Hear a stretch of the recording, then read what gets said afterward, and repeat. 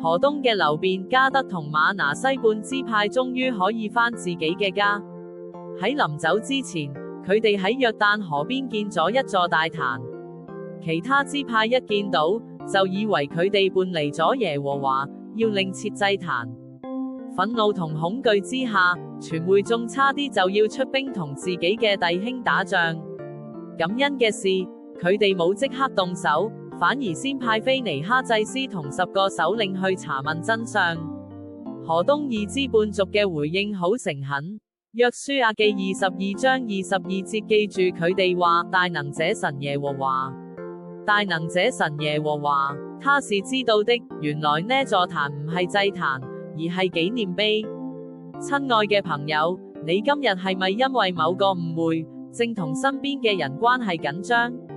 教會弟兄、家人、朋友、同事，呢個故事溫柔咁提醒你，唔好憑感覺判斷。先靜低求問神，坦誠咁去傾偈。一場真誠嘅對話，可以拯救一段珍貴嘅關係。今日就求神俾你勇氣同智慧，先邁出和好嘅第一步。